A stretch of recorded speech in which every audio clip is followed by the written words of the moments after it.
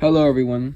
So today I'll be doing a get ready with me for my day and for swim practice, as evidently you can tell I had just woken up, while answering question 1 of my creative critical reflection.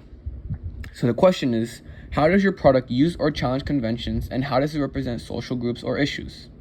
So overall, I would definitely say that my product uses conventions and normalities that are used in the opening sequence of a short film in my genre. My genre for my final task was thriller, which was interesting to work with because it wasn't a stereotypical genre that beginner film creators can portray their convention in to display the plot of the film, which I consider trickier since it combined many factors of suspense, mystery, and even jaw-dropping twists to get the audience's attention. Before starting the film process, as shown in my blog, I researched conventions that are usually in thriller movies.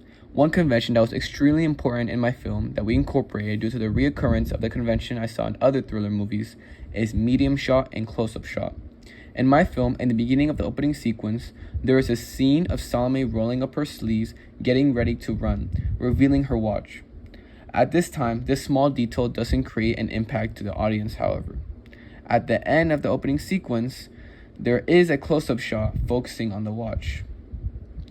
During this scene, the watch reveals to the audience that Salome actually was involved with the illegal drugs that were distributed. This camera shot used is common in thriller movies, focusing on an item that creates suspense and even realization to the audience, making them want to know what happens next.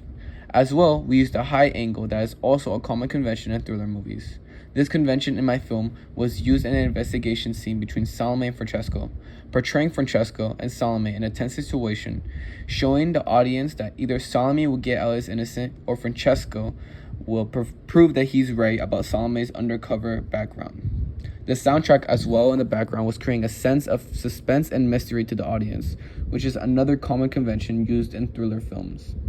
After careful consideration in making my film and its conventions, I can clearly say that my final task uses conventions that are typical in the genre thriller.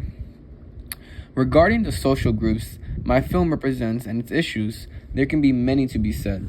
My opening sequence of a short film can be said to represent social groups such as those who are exploited or even manipulated to conducting illegal activity. Yes, it is true that in the film the innocent girl is portrayed as the so-called villain since she is actually involved in criminal activity. However, with her perfect background and natural innocence, this can represent social groups to those who are exploited to being involved in illegal activity, whether it's to fit in, to survive, or more.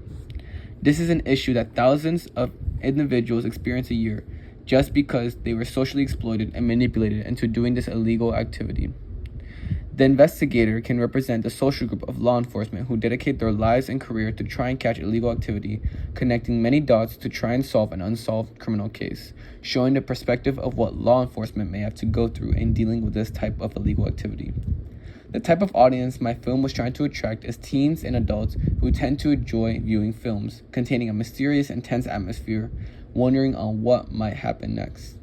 This film attracts those who may just want to be simply entertained, or those who might want to get a closer look of what might happen in the process of trying to solve a criminal case and the process it might take with its many twists and turns. Thank you for watching my Get Ready With Me, and I'll see you in the next video for question 2.